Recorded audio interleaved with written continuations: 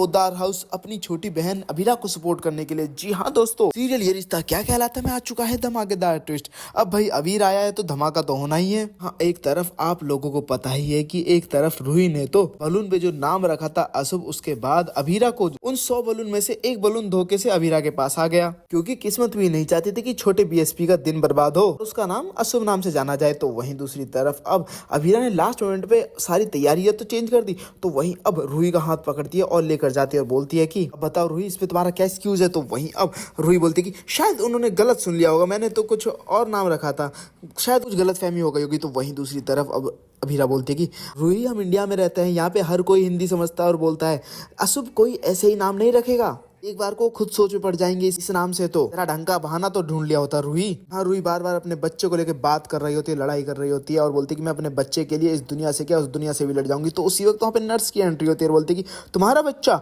अच्छा।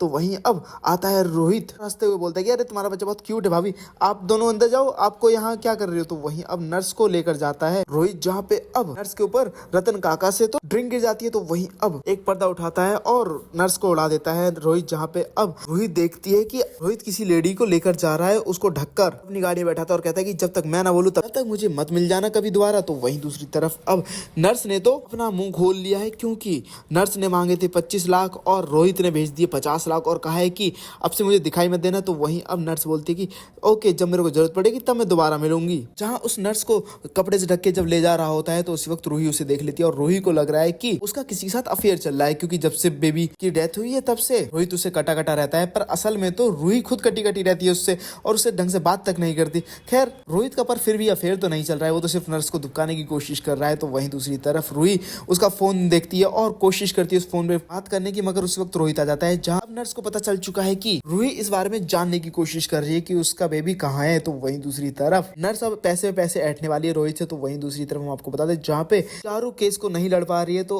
उस केस में एक बच्चे की कस्टडी लेनी होती है। तो वहीं अब अभीरा डिसाइड करती है कि उस केस को वो लड़ेगी, जहाँ पे अब घर वाले तो फैसला सुना चुके होते हैं कि अभीरा केस लड़ने नहीं जाएगी। तो वहीं अब अभीरा के सपने में आता है कि उसका बेबी रो रहा है, उससे बिछड़ रहा है। तो वहीं अब वो डिसाइड करती है कि वो किसी को किसी के बच्चे से अलग नहीं होने देगी और वो उसकी माँ को उसका बच्चा दिला के रहेगी। जहाँ पे अब अभीरा घर वालों के खिलाफ जाके केस लड़ने को तैयार हो जाएगी और केस लड़ेगी भी। तो वहीं दूसरी तरफ हम आपको बता दें, जहाँ अब अभीरा ऑफिस ज्वाइन करने का डिसाइड करती है केस जीतने के बाद, तो वहीं हम आपको बता दें अब अरमान टर्मिनेशन लेटर थमा देता है अभीरा के हाथ में और कहता है कि अब इस बारे में कोई बहस नहीं होगी। जहाँ पे तो अभीरा ने अपने साथ साथ छोटे बीएसपी को भी ब्लैक कोट पैंट पहना दिए थे ताकि वो भी छोटू वकील बन जाए। मगर टर्मिनेशन लेटर के बाद अब अभीरा तो टूट गई, अभीरा के सारे सपने टूट गए। मगर अभीरा पोद्दार फर्म से अलग हो सकती है, वकालत से नहीं। जहाँ पे अब अभीर तो अभीरा के बारे में तहकीकात कर रहा होता है कि आखिर ये शॉर्ट फॉर्म कैसे बोलती है। जैसे मैं बोला करता था, अभी भी बोलता हूँ, मेरी शॉर्ट फॉर्म समझने वाली पहली लड़की मिली है। जहाँ पे अब उस बारे में जानने की कोशिश करता है और जब अभीर को पता चलता है कि वो कोई और नहीं बल्कि उसकी छोटी बहन है, तो आ जाएगा अब पोद्दार हाउस अभीरा को सपोर्ट करने के लिए। तो वहीं दोस्तों, आने वाले एपिसोड के लिए आप लोग कितने एक्साइटेड है? क्या आप लोग चाहते हैं कि अभीर आ जाए पोद्दार हाउस और